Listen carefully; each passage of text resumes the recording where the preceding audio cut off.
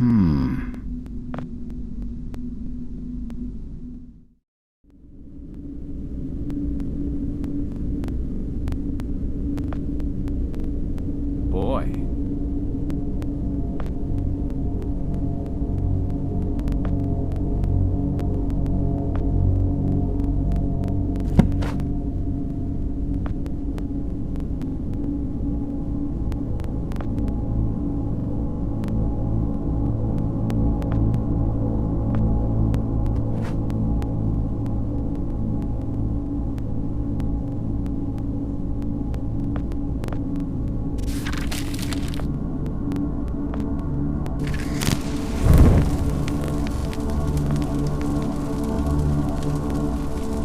Nice.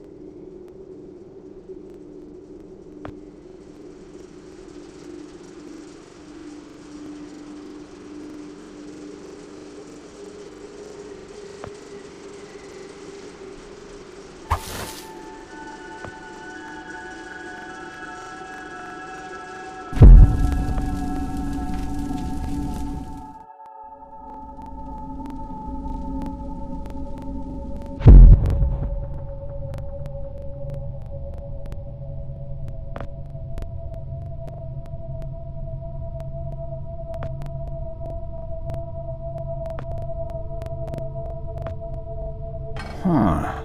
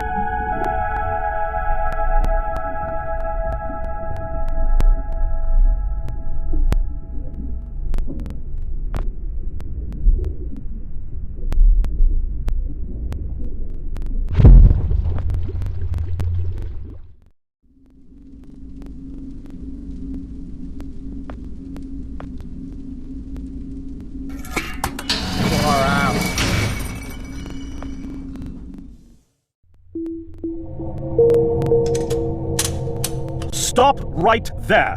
Whoa, wait! Mr. Lambert, sir, it's me, Joe! I don't know you. What are you doing in my house? You sent me here, remember? I've done no such thing. For an intruder, you're not very bright, you know that? For all the commotion you caused getting in here, you might as well have brought a bulldozer. Now, you have exactly 5 seconds to explain what you're doing here, or so help me God, I'm pulling this trigger and sending you on your way. 5. I was sent here. 4. By you! 3. You told me to find you, to warn you about the end of the world. 2. You were old, with white hair, and you got shot. Oh, God, please don't shoot me, Mr. Lambert. This, you gave me this. It's an chrono. It's a time machine. I gave you that? Yes! I've never seen anything like it. But on the back, that's my family's signet. I made this. It's simply magnificent. I gave this to you? Why? Who are you? Name's Joe, sir.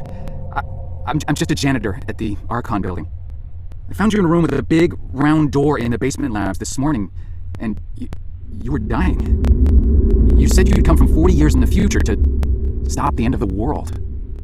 I guess I was the only one around, so you gave me this and told me to find you and tell you all this, and I've been there.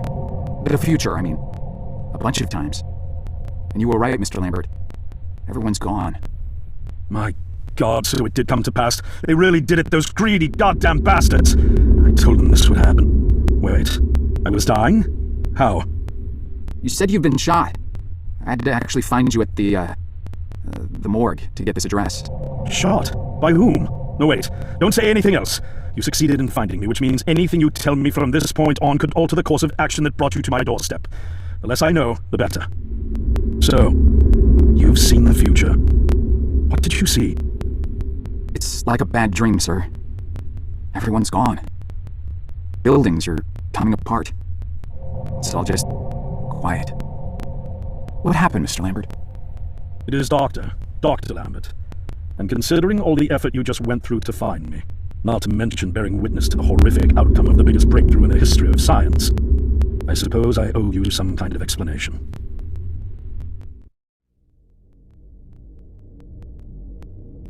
I was 24 when I got hired by Archon, or Athena as it was called back then. Athena was one of the many weapons R&D companies formed during the Second World War.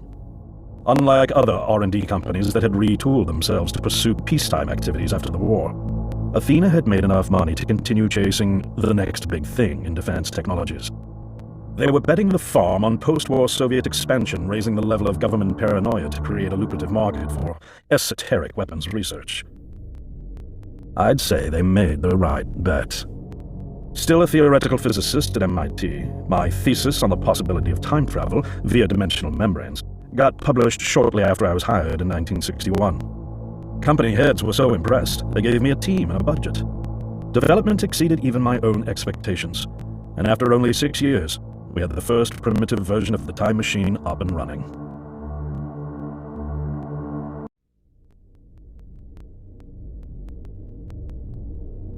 Our first successful trials involved sending simple objects into the future with a timed return. But with Archon running out of money, that was all the company bigwigs needed to secure a big fat contract with. Apparently, we had sold them on the idea that the technology could be used to go back in time and strangle communism in its cradle.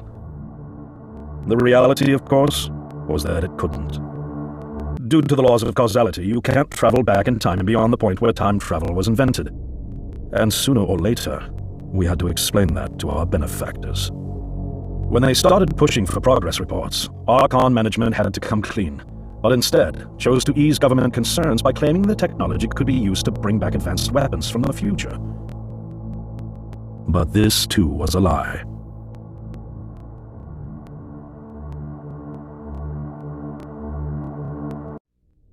At this point, we'd already had our first of many human trials, and we knew there would be no weapons. In fact, our results were as terrifying as they were baffling. Time pilots returned frenzied and confused, raving about empty streets and human remains. At first, we assumed the city had suffered a Soviet attack in the near future and had been evacuated as a result. But as we pushed on further, the terrible reality became clear. Time pilots started returning fatally ill, dying within a day or two from painful convulsions. Some never returned.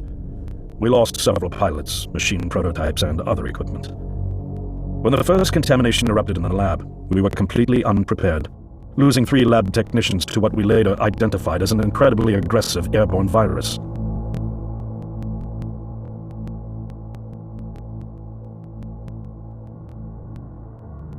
Although we weren't equipped to handle biohazards of this magnitude, management insisted we contain and study it. To keep our pilots and the virus alive long enough to study, we co-opted experimental cryotechnology from another project, Lazarus, and established a makeshift virus lab. Once again, the bigwigs managed to spin our setbacks into a success story for the Department of Defense, now claiming that the virus could be cultivated for use as a biological weapon. The team threatened to resign, but outrage was swiftly quenched by promises of massive salary increases and stock options. I didn't take the bribe. I had witnessed the lethal efficiency of the virus firsthand. I knew there was only one way this was going to end, so I handed in my resignation and set up shop out here. For over a year I've been working to recreate the technology to bring me back in time and prevent mankind's extinction from ever happening. And now you're here, the harbinger of doom at my doorstep, wearing a boiler suit. Who could have imagined that Judgment Day would begin like any other Monday in May? In any case, unfathomable as it may be that you were able to bring this information to me, knowing is only half the battle. Preventing the outbreak will require more than just your tenacity. Me? Wait, what? Yes, I'm afraid I must rely on you one more time. You must go back to Archon and prevent the outbreak. No, that's, I mean, I'm really honored and everything, but... Believe me, you're the last person in the world I want to entrust with this, and I mean that quite literally. But by this time tomorrow, the entire city will have succumbed to chaos, panic, and death. You're here now, and you're all I've got. Wait, but what about you? Can't you fix this, Doc? Don't you have a plan? I can't go myself, because that would break the law of causality. The only reason you are here to warn me now is because I was there to send you. And the only reason I was there to send you is because I was able to bring my work to fruition here. But... We've no time to waste. It's the only way. You told me you found me this morning, correct? Yes, but... That means I failed to stop it, and the outbreak has already begun. The time pilot for today's trial must have brought the virus back from the future, which then somehow got out of the containment chamber and spread. That pilot is Patient Zero. I need you to destroy the supercomputer system controlling the time machine. All the research data is stored there too. You must destroy it before the time machine departs. I am reconfiguring your device to send you back one day earlier. This should allow you ample time to return to Archon and get inside. On the other shore from here, about 500 yards down the road, is a rest stop. You'll find a van there, fueled and ready to go. Oh, I already have a ride. Which won't be there yesterday, you ninny. Now stop interrupting me. One last thing, and I need you to listen carefully because this is very, very important. Make sure you do not meet the earlier version of you. Why? What will happen? No one knows for sure. It's one of the conundrums not yet accounted for. There are theories, of course. None of them pleasant. Now, let's get you ready.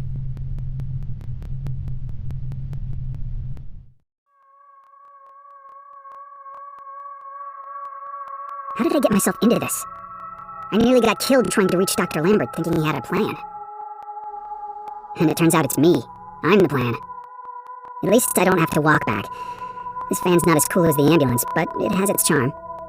And it sure was nice of him to pack me lunch.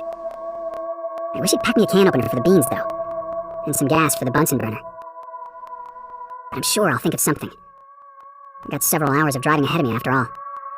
It'll be almost morning before I get to Archon. I just hope I have enough time.